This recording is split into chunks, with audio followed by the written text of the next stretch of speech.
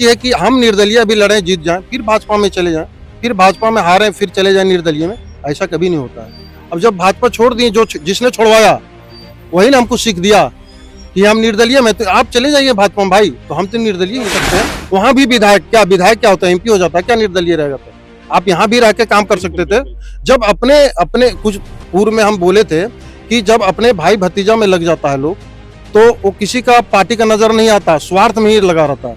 निर्दलीय जितना फंड मिलता है, जितना विधायक का व्यवस्था मिलता है, वो सब सारी व्यवस्था है, तो फिर छोड़ के क्यों जा रहे हैं? आपका लालच नहीं है क्या? उतना पैसा से संतुष्ट नहीं है क्या? क्या चाहिए? उसके लिए सेवा करिए ना।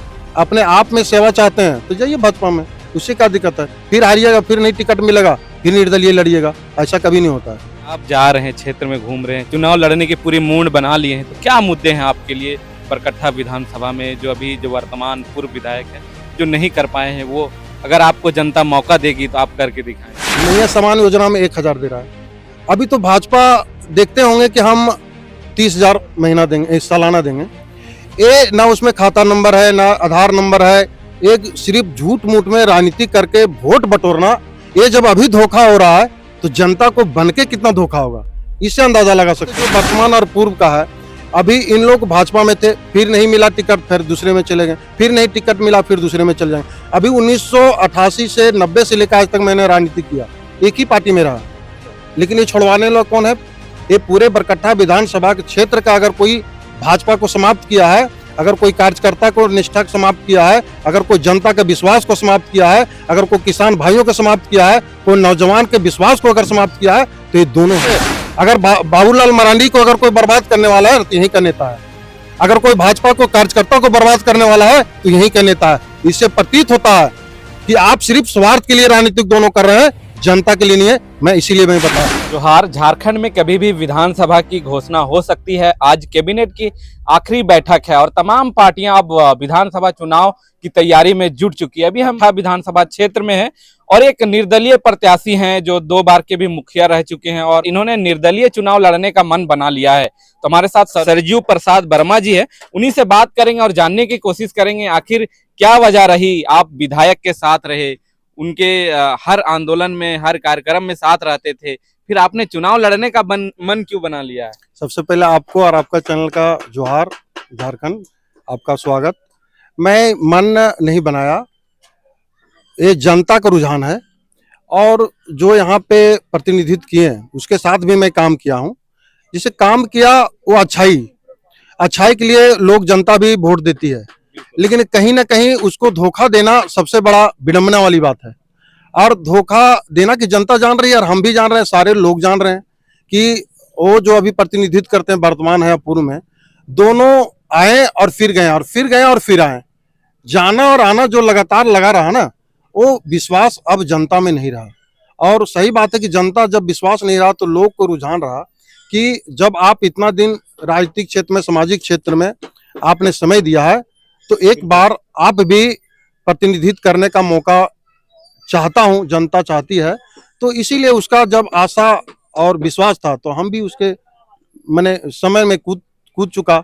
देखता हूं कि क्या आपने क्या किया और अगर जनता मौका देती तो हम क्या करते हैं। आप पहले बीजेपी में थे, ऐसी क्या वजह रही, क्या नाराजगी रही कि बीजेपी छोड़ दी, अब निर्दलीय ही मैदान में जनता के लिए काम कर रहे हैं? देखिए, पार्टी कोई भी पार्टी हो, देश में बहुत सारे पार्टी हैं, मैं पार्टी का शिकायत नहीं करता किसी को, ना कभी भविष्य में करूंगा।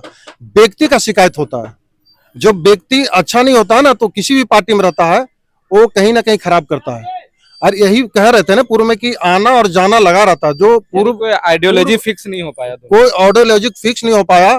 और दूसरा चीज है कि हम निर्दलीय अभी लड़ें, जीत जाएं, फिर भाजपा में चले जाएं, फिर भाजपा में हारें, फिर चले जाएं निर्दलीय में। ऐसा कभी नहीं होता है।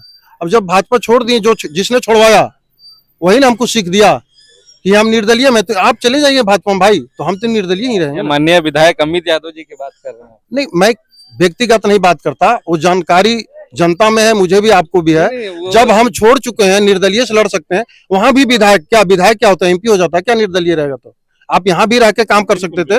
जब अपने कुछ पूर्व में हम बोले थे कि जब अपने भाई भतीजा में लग जाता है लोग, तो वो किसी का पार्टी का नजर नहीं आता, स्वार्थ में ही लगा रहता है। निर्दलीय जितना फंड मिलता है, जितना विधायक का व्यवस्था मिलता है, वो सब सारी व्यवस्था है, तो फिर छोड़ के क्यों जा रहे हैं? आपका लालच नहीं है क्या? उतना पैसा से संतुष्ट नहीं है क्या? जनता में पैसा बांटिए ना, जनता को संतुष्ट कराइए ना, जनता में सेवा करिए ना, जनता को क्या चाहिए उसके लिए सेवा करिए ना। अपने आप में सेवा चाहते हैं तो जाइए भाजपा में, उससे क्या दिक्कत है। फिर हारिएगा, फिर नहीं टिकट मिलेगा, फिर निर्दलीय लड़िएगा, ऐसा कभी नहीं होता है। अच्छा, आप जा रहे हैं, क्षेत्र में घूम रहे हैं, चुनाव लड़ने की पूरी मूड बना लिए हैं, तो क्या मुद्दे हैं आपके लिए बरकट्ठा विधानसभा में, जो वर्तमान पूर्व विधायक है जो नहीं कर पाए हैं, वो अगर आपको जनता मौका देगी तो आप करके दिखाएंगे? देखिए, अभी अभी भी सरकार चला रही है, जैसे उदाहरण के लिए मैं कह रहा हूँ, मैया समान योजना में 1,000 दे रहा है। अभी तो भाजपा देखते होंगे कि हम 30,000 महीना देंगे, सालाना देंगे। ये ना उसमें खाता नंबर है, ना आधार नंबर है, एक सिर्फ झूठ मूठ में राजनीति करके वोट बटोरना। ये जब अभी धोखा हो रहा है तो जनता को बनके कितना धोखा होगा, इससे अंदाजा लगा सकते हैं। दूसरी बात है जो वर्तमान और पूर्व का है, अभी इन लोग भाजपा में थे, फिर नहीं मिला टिकट, फिर दूसरे में चले गए, फिर नहीं टिकट मिला, फिर दूसरे में चले जाएंगे। अभी 1988 से 90 से लेकर आज तक मैंने राजनीति किया, एक ही पार्टी में रहा, लेकिन ये छुड़वाने वाला कौन है? ये पूरे बरकट्ठा विधानसभा के क्षेत्र का अगर कोई भाजपा को समाप्त किया है, अगर कोई कार्यकर्ता को निष्ठा समाप्त किया है, अगर कोई जनता के विश्वास को समाप्त किया है, अगर कोई किसान भाइयों को समाप्त किया है, कोई नौजवान के विश्वास को अगर समाप्त किया है, तो ये दोनों है। बड़ा आरोप लगा रहे हैं आप। आरोप है, ये आरोप में नहीं लगा रहा, ये जीता जागता सबूत है। आप देखे होंगे पूर्व में क्या था उन लोग, फिर जीता, फिर दूसरे पार्टी से। अगर बाबूलाल मरांडी को अगर कोई बर्बाद करने वाला है तो यही का नेता है, अगर कोई भाजपा को कार्यकर्ता को बर्बाद करने वाला है तो यही का नेता है। इससे प्रतीत होता है कि आप सिर्फ स्वार्थ के लिए राजनीतिक दोनों कर रहे हैं, जनता के लिए नहीं है। मैं इसीलिए मैं बता रहा हूँ। आपके मुद्दे क्या होंगे? मेरा मुद्दा सिर्फ होगा गरीब संतुष्ट हो, किसान संतुष्ट हो, नौजवान संतुष्ट हो। किसानों को क्या चाहिए? अभी आप तो देखे होंगे, उसके लिए कोई बीज के लिए लड़ाई लड़ता है क्या? कोई अगर खेत के लिए पानी नहीं मिलता उसके लिए लड़ाई लड़ता है क्या? शिक्षा का कोई अगर बेटा कहीं पढ़ने जाता हो, एक समान शिक्षा नहीं मिल रहा है, एक समान शिक्षा के लिए लड़ाई लड़ेंगे? कि आपका बेटा अगर मंत्री हो तो मेरा बेटा अगर पढ़ेगा, मेरा किसान का बेटा पढ़ेगा तो एक समान शिक्षा हो, इसके लिए लड़ाई लड़ेंगे? अगर मेरे खेत में पानी नहीं जाता हो, यहाँ पे मेरा इतना बड़ा बरकट्ठा विधानसभा में दो डैम, बड़े बड़े डैम है, और यहाँ से अगर लड़ाई लड़े तो क्या सिंचाई हमारे खेत में नहीं पहुंच सकता है? क्या किसानों के खेत में नहीं पहुंच सकता है? मेरा भी एक सवाल था कि यहाँ कई गांव, जब डैम बन रहा होगा, कई गांव विस्थापित हुए होंगे, लेकिन इतना पानी रहने के बाद कई फैक्ट्रियों का पानी दिया जा रहा है, लेकिन जो विस्थापित किसान है उसके लिए क्या कोई सिंचाई की व्यवस्था नहीं होनी चाहिए? देखिए, दूसरे प्रदेश में हम देखते हैं कि जो भी नेता बनता है जनता के लिए कुछ ना कुछ सेवा के भावना रहता है, लेकिन हमारे बरकट्ठा विधानसभा में देखते होंगे कि जनता के सेवा का भावना नहीं चाहिए, सिर्फ अपना सेवा का भावना होना चाहिए। ये उन लोगों में फीलिंग है।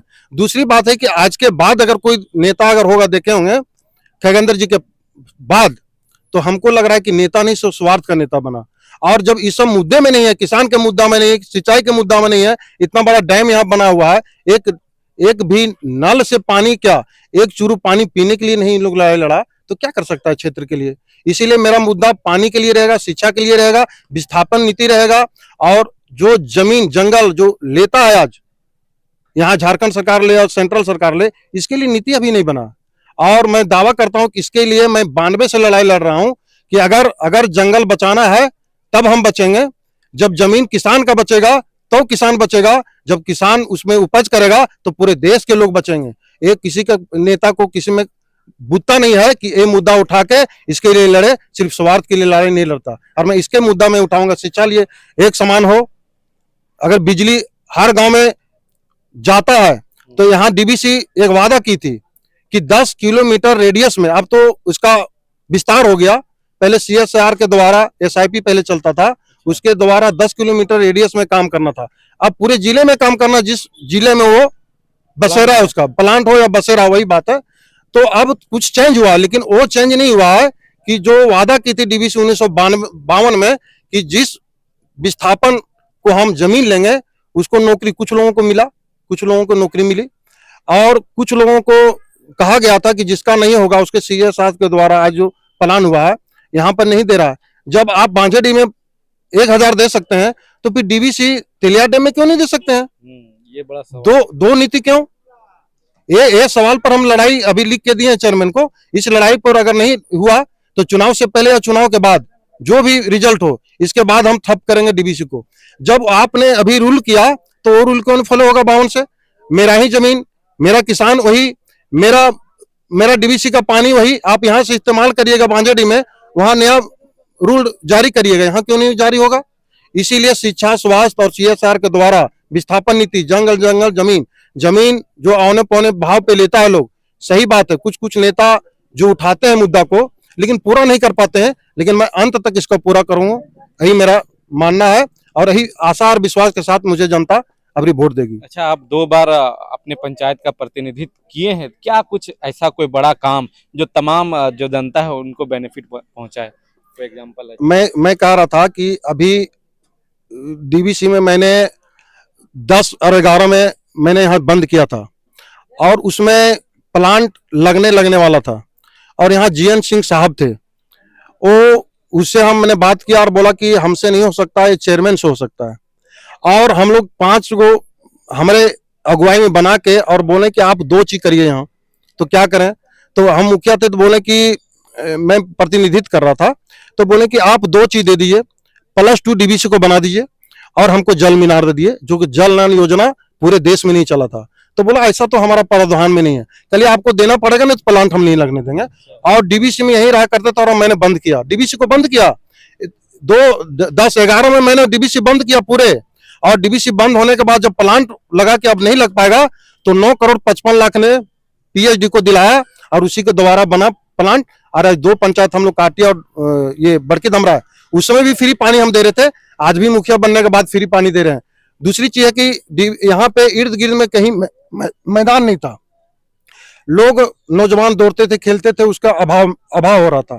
और देखिएगा, आप देखने जीते जहां बैठे हुए हम लोग देखते होंगे कि यहाँ पूरे बड़ा मैदान बना दिया और बाबा साहब का मैंने मूर्ति अवरानन करके और उसी का नाम से डॉक्टर बाबा साहब के नाम खेल मैदान पे रखा है। तो आप बताइए, छोटा एक तो मुखिया होके 2 पंचायत में पानी देना, इतना बड़ा प्लांट बना देना, इतना बड़ा मैदान दे देना, और जो देखे विकास भी आपको नजर आता होगा, देख लीजिए मैदान के बगल में विकास भी नजर आता होगा। तो बताइए, मुखिया रह के इतना सोच है मेरा, तो विधायक बने तो कितना सोच रहेगा? यहीं से हिम्मत मिल रही है आपको चुनाव? जी नहीं, हमारे पंचायत के लोग अच्छे हैं और यहीं के लोग हमको हौसला भी देते हैं और इन्हीं हौसला के साथ आगे बढ़ रहे हैं। क्या लग रहा है, बड़ी बड़ी पार्टियां हैं, बीजेपी है जिससे आप खुद छोड़कर आए हैं, फिर जेएमएम इंडिया गठबंधन है, फिर एक जेबी केसेस भी पार्टी आई है, वो भी जो आप क्षेत्रीय मुद्दे की बात करें वो भी बात करें, तो उन लोगों से मुकाबला कैसे करेंगे आप? वो कोई बोलता है बहुत बड़ी पार्टी है, वो गलत बोलता है, मैं मानता नहीं। पार्टी बड़ी हो सकती है, जनता से बढ़ के नहीं है। पार्टी बड़ी हो सकती है, पूरे देश में नरेंद्र मोदी चला रहे हैं, यहाँ पे हेमंत सोरेन जी चला रहे हैं, लेकिन वो जनता के बदौलत चला रहे हैं। पार्टी बड़ी है, पार्टी बड़ी है, पार्टी बड़ी नहीं होती है ना। अब एक व्यक्ति पर कट्ठा से खड़ा होगा, मान लीजिए भाजपा से हेमंत सोरेन जी का भी हो सकता है, कोई एक झारखंड मुक्ति मोर्चा से, तो वो बड़ा नहीं है। यहाँ के जनता बड़ा है, जब जनता बड़ा है तब उसको बड़ा करेंगे। तो पार्टी कहाँ बड़ा है? क्षेत्र के लिए पार्टी बड़ा नहीं है, देश के लिए पार्टी बड़ा हो सकता है, लेकिन देश के लिए पूरे पार्टी बड़ा है, लेकिन क्षेत्र के लिए एक व्यक्ति है, जो एक व्यक्ति है, जनता बड़ी है, मेरा मानना है। जनता जब यहाँ 5 लाख अगर वोट मान लिए है और 5 लाख वोट में एक व्यक्ति खड़ा है, चाहे भाजपा हो, झारखंड मुक्ति मोर्चा हो, चाहे हम हो या कोई अदर हो, लेकिन वो जनता बड़ा है ना, एक व्यक्ति से बड़ा जनता ही वोट जनता। वो सिर्फ मोटिवेट करने के लिए किसानों से, नौजवानों से, गरीबों से वोट बटोरने के लिए कहता है हम बड़ी पार्टी है, हम आपको सेवा करेंगे। लेकिन बड़ी पार्टी जनता को निगल रही है, किसानों को निगल रही है, और यहाँ पे जितना भी विस्थापन नीति हो, जंग जितना भी बात करता है, जो हेमंत सोरेन जी हो या बड़े नेता का मैं नाम ले, हमसे बहुत बड़े, हम बहुत छोटे हैं, लेकिन बड़े नेता जितना बात करता है सिर्फ गरीबों को निगलने के लिए, काम के लिए नहीं। अच्छा, एक आपका फोटो वीडियोज भी देखा था मैं, क्या आप जेबी केसेस के मंच पे थे, क्या आपने पार्टी ज्वाइन किया था? जी नहीं, मैं बहुत सुना था कि जयराम महतो जी अच्छे हैं। तो मैंने गया था प्रोग्राम में कि चलो हम निर्दलीय हैं तो निर्दलीय हो भी चले, तो उसी समय बुलवा के और मुझे माला दे दिएगा, लेकिन अभी तक सम्मानित किया गया, मैं ज्वाइनिंग नहीं लिया था। ज्वाइनिंग नहीं लिया। आपको पार्टी से लड़ने का प्लान चल रहा है, कोई बात चल रहा है टिकट के लिए? अभी तो निर्दलीय है, बाकी भविष्य में क्या होता है ये नहीं बता सकते, लेकिन मैं जहां रहूंगा अपने सोच और अपने विचार और जनता के विचार से चलेंगे, मैं इधर उधर नहीं, अभी जहां रहेंगे वहां ईमानदारी से काम करेंगे। बरकट्ठा की जनता से क्या अपील करना चाहेंगे? जनता से यही अपील है कि आपने देखा सबको, एक बार सरजू वर्मा के देखिए, जब मुखिया रहते हुए इतना सेवा कर सकता है तो आपको कितना सेवा कर सकते हैं, इतना मैं कहूंगा। और जनता से अपील भी करूंगा कि जो आप जिस आशा से आप मुझे चुने हैं उस आशा से बढ़ के मैं काम करूंगा।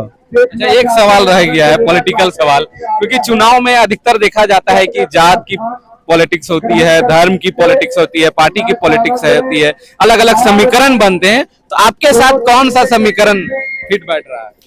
मेरा कोई जात का समीकरण है ना पात का समीकरण है, मेरा जमात का राजनीतिक है।